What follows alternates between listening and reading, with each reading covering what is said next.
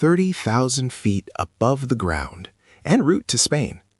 Inside the hushed luxury of the business class cabin, Chua Lam sat reclined, casually swirling a glass of wine, watching the legs of the vintage coat the crystal. Suddenly, the sky turned violent. The aircraft didn't just shake, it plummeted. It was the kind of bone-rattling turbulence that makes you wonder if the wings are still attached. Across the aisle, an Australian passenger was white-knuckled, gripped by the pure, cold terror of a man who believed his life was ending. But when he looked over at Chua Lam, he saw a man in a different world. No panic, no frantic prayer. Chua Lam simply sat there, his wrist moving in that same rhythmic, circular motion, keeping his wine perfectly aerated amidst the chaos. Stunned, the Australian gasped out a question. "Have you died before? How can you be so calm?" Chua Lam didn't look up from his glass. He just smiled and said 3 words. "No, but I lived." To most, it sounds like a witty retort or a dark joke, but Chua Lam meant every word. It was a profound statement of philosophy that reflects fully his state of mind. What does it actually mean to have lived so fully that even death loses its grip on you? To understand the man who outswirled the storm, we have to look at the life he lived. Born in 1941 in Singapore, Chua Lam grew up in a world where the boundary between reality and cinema was paper-thin. His family lived in an apartment situated directly above a movie theater. From his bedroom window, he didn't see a playground or a typical street. He looked out and saw the giant silver screen of the cinema below. As he later recalled, "From the moment my memory began, I have been watching movies." In 1959, at the age of 18, he moved to Japan to study film directing at Nihon University.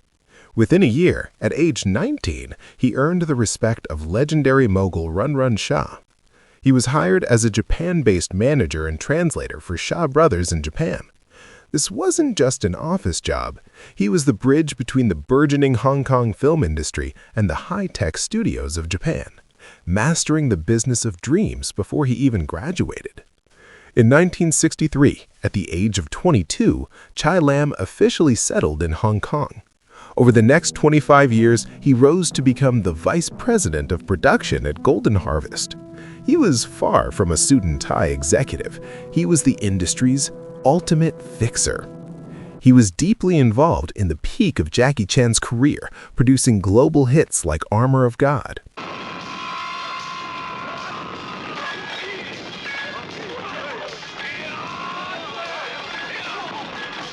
Project A Part 2,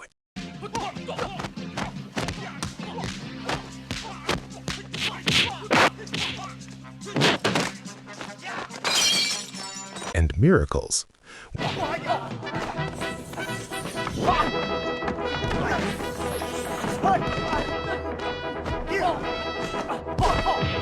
When Jackie went to Yugoslavia in 1986 at the age of 45 to film Armor of God and suffered a horrific near-fatal head injury, it was Chua Lam who was there in the trenches.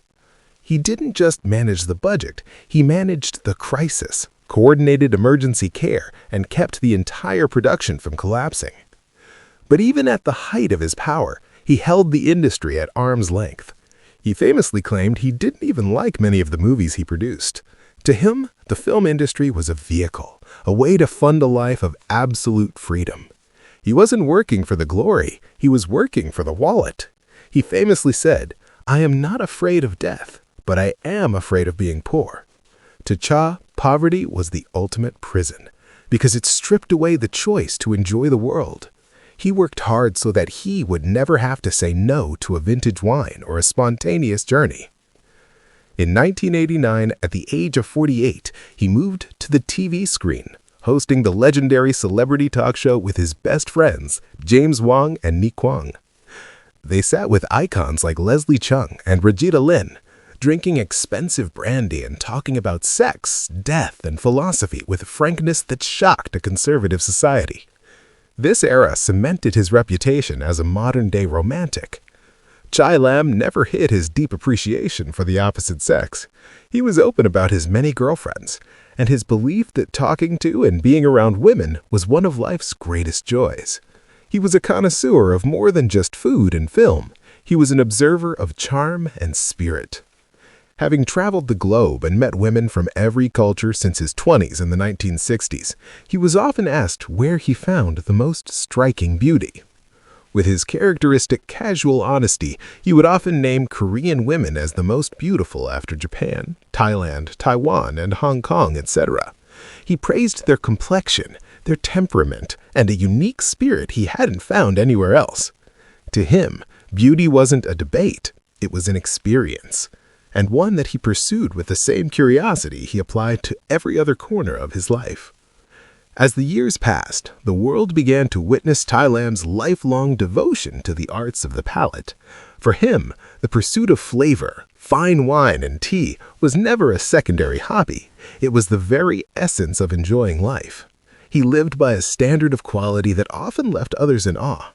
While a normal person might spend 100 Hong Kong dollars for a chicken, Chua Lam would think nothing of spending 500 Hong Kong dollars for an imported French chicken, simply to experience its unique taste and superior texture. Whether it was the tannins in a rare wine or the fragrance of a perfectly brewed tea, he treated every intake as an opportunity for joy. In his later years, he embraced the modern age, launching a YouTube channel to document his happy life and share his unfiltered wisdom with a new generation. He remained the patron saint of pork lard, famously arguing that life spent eating healthy but tasteless food was a life wasted. But his honesty often drew blood. In 2018, at the age of 77, Chua Lam sparked a massive firestorm on the show Day Up. When asked which dish should disappear from the earth, he chose hot pot. He argued it was culturally vacuous because the chef does no work. The customers just boil water. The statement was a lightning rod. It wasn't just a food take. It was seen as a sensitive and controversial attack on a beloved cultural staple. The internet exploded with drama, accusing him of elitism. But Chua Lam didn't flinch. To him, the drama was irrelevant. He was defending the art of the craft. To live means to appreciate the effort of a master, not just the convenience of a meal. In 2023, at the age of 82, after the passing of his wife, Chua Lam performed his final act of living. He sold his home, gave away his world-class art collection, and moved into a sprawling suite at the Rosewood, Hong Kong. He chose Rosewood to be free from the mundane. No maintenance, no chores, just world-class service and a view of Victoria Harbor. In this final chapter, his philosophy reached its peak of clarity. He realized that life isn't a race, but an experience. He famously said, "There is nothing in life worth comparing. Everyone is just an explorer of this world. There is no true perfection in life. If you take good care of your health and your emotions, you have already won more than half of the game." Chua Lam passed away in June of 2025 at the age of 83. He left behind no heavy monuments, only a reminder that the storm only matters if you're still waiting to start your life. He mastered his emotions and protected his joy until the very end. Because, as he told the man on the plane, he had already lived.